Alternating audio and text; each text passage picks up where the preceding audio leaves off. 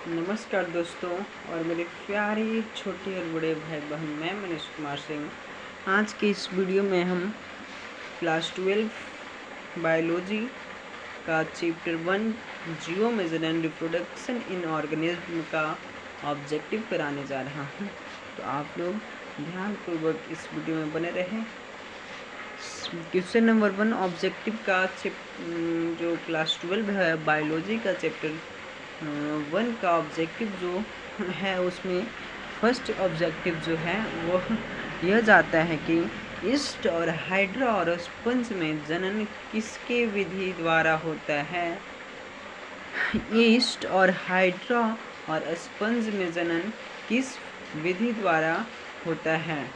इसका ऑप्शन, इसका जो आंसर है वह मुकुलन है। मुकुलन द्वारा ईस्ट और हाइड्रा में और ईस्ट हाइड्रा और स्पंज में जनन यानी रिप्रोडक्शन जो है वह मुकुलन द्वारा होता है। ईस्ट हाइड्रा और स्पंज में रिप्रोडक्शन जो है वह मुकुलन द्वारा होता है। अब यह मुकुलन है क्या, बडिंग है क्या? तो बडिंग जो मुकुलन वह प्रक्रिया है, वह प्रोसेस है जिसमें किसी भी जीव के शरीर पर एक अलग सी कलिका का निर्माण हो जाता है, एक अलग सा कलिका बन जाता है, निर्माण हो जाता है, जिसे हम लोग बडिंग कहते हैं। बडिंग कहते हैं जिसका उसी जैसे कि ईस्ट है, ईस्ट में एक अलग, इसके शरीर पर एक अलग से कलिका का निर्माण हो जाता है।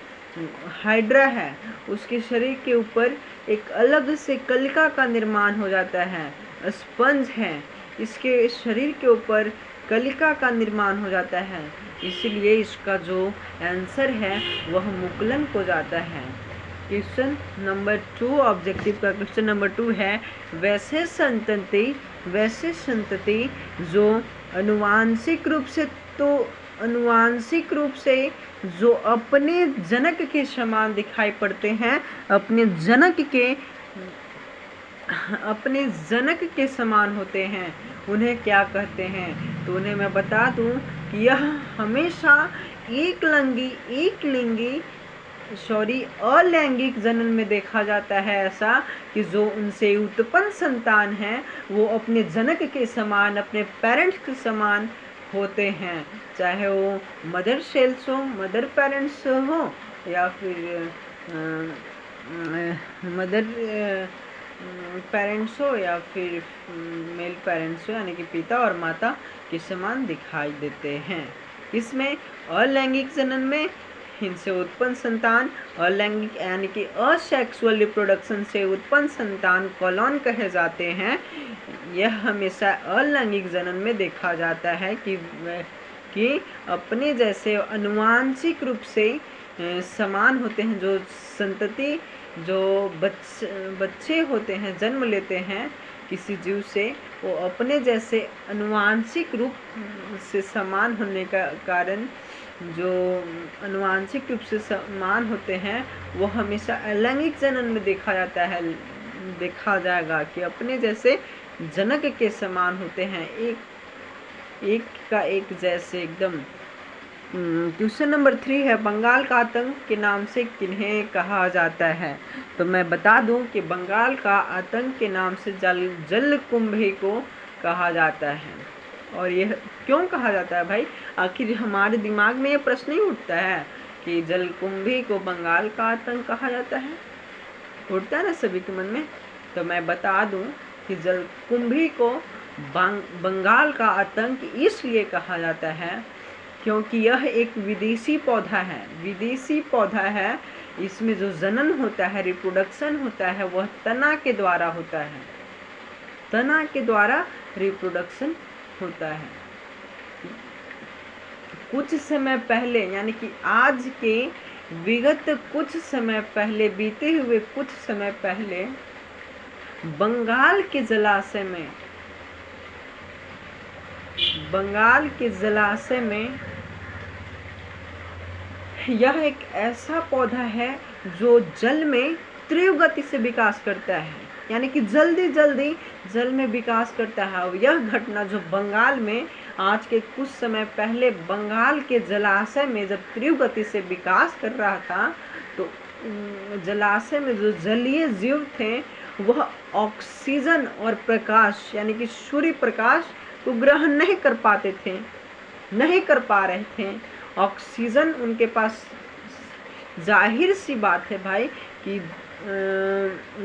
जलाशय में मछली रहेंगे, जलीय जीव बहुत सारे, मछली हो गए, केकड़ा हो गए, बहुत सारे जीव हैं, वो नीचे रहेंगे और उनके ऊपर यह जलकुंभी पौधा उनके जलाशय में पूरा एक से यानी कि बिना किसी खाली स्थान के उसके ऊपर ऊपर ऊपर चिपके हुए रहेंगे और खूब दूर तक। और यह जो विकास कर रहा है वो तीव्र गति से विकास कर रहा है, यानी कि बहुत जल्दी जल्दी विकास कर रहा है।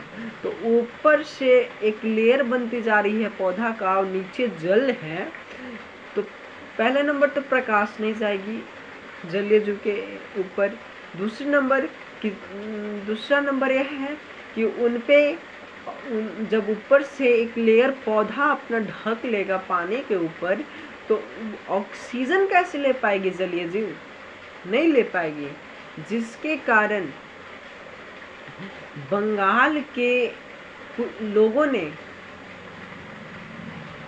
अंत में तंग आकर, अब बंगाल के लोग है सोचते रहते हैं भाई कि आखिर ये पौधा कर क्या रहा है भाई, कब यह खत्म होगा। तो लोगों ने खूब इसको खत्म करने का प्रयास भी किया, लेकिन खत्म नहीं हो पा रहा था। इस कारण बंगाल के लोगों ने इससे तंग आकर जलकुंभी से इसका उपाधि जो है क्या चीज का दिया बताऊं? बंगाल का आतंक।